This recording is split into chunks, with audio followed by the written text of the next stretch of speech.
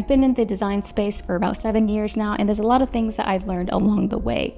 A lot of mistakes, learning lessons, and experiences that I want to share today. So in this video, I'm going to be sharing 8 things that I wish I knew sooner as a young creative/designer. One is that you don't need talent to start. Literally, like, my first few graphic design projects were just like straight trash. And looking back, it's super cringy for me to even look at because I'm just like, damn, she got no skill. And I remember in the beginning, I constantly questioned if I was pursuing the right field because I was constantly questioning myself, thinking I wasn't good enough or talented enough, until I recognized that it's a skill that can be learned like anything else based on your commitment and time to the craft.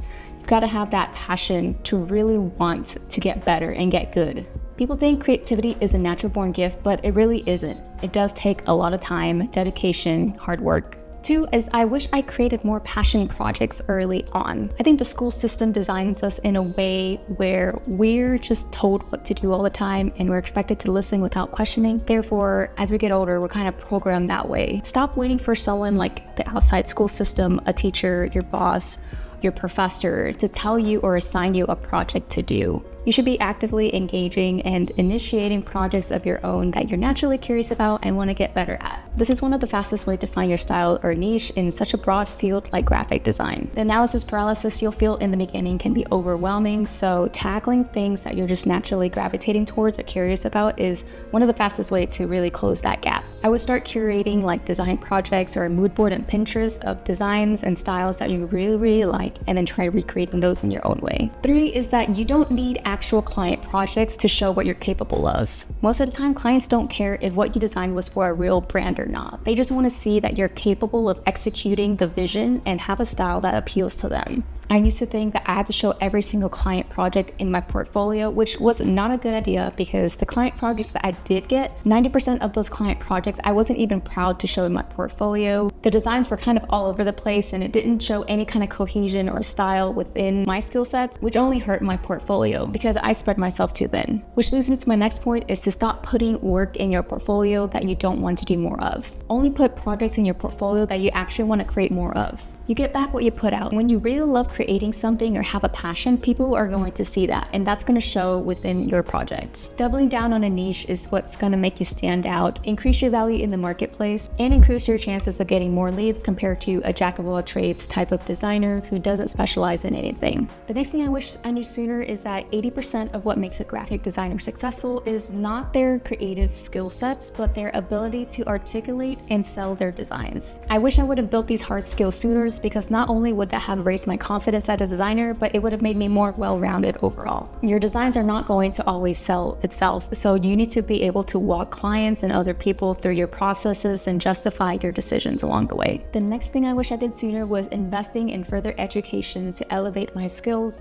see where my weaknesses or shortcomings are, and really work on those. This wasn't something I really started to double down on until recently, now that I'm a full-time freelancer, but I've been really reflecting and seeking out where my shortcomings are, where I can improve, and trying to seek out solutions through coaches, programs, books, and online resources. There is always another level, and so you need to have this growth mindset in order to continue thriving and adapting in this field.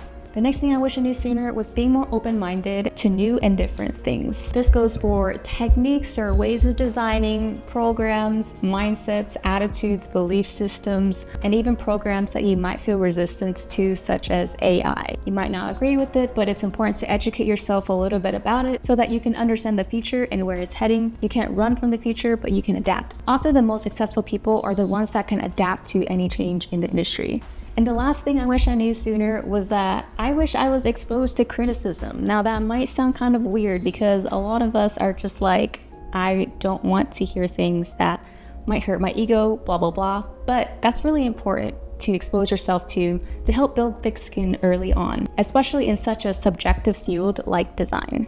There's going to be a balance of what the client wants, what you think is best, and kind of you have to compromise and meet in the middle many times. Now, I know many of us do not like being criticized or just exposed to people saying things that we don't like, but I do think that a healthy amount of it is important to continue growing and learning as a designer. Imagine if you just designed without getting any feedback ever. You wouldn't really know what the market thinks. And what the market thinks is often other people because a lot of times we get so attached to our own designs that we don't really see how it's observed from an outside perspective, aka the market, which is very important. So it's like you gotta have this balance of seeing your designs and being open to feedback in a way that is objective. A big part of it is removing your emotions or reactions to criticism that you might not agree with, but that's going to help build your skills overall as a designer in terms of confidence, learning how to pitch your ideas, marketing yourself, justifying your designs, your thoughts, and overall just dealing with difficult clients and pushback, because that's bound to happen in this field. So those are the 8 things that I wish I knew sooner. I'm speaking to you as if I was talking to my younger self, so I hope it was helpful in some way, shape, or form. If you've got a couple years experience, let me know if there's anything else that you feel you learned over the years as a creative in the field, or if you're a beginner, if you have any questions, drop it down below. I will see y'all in the next video. Peace.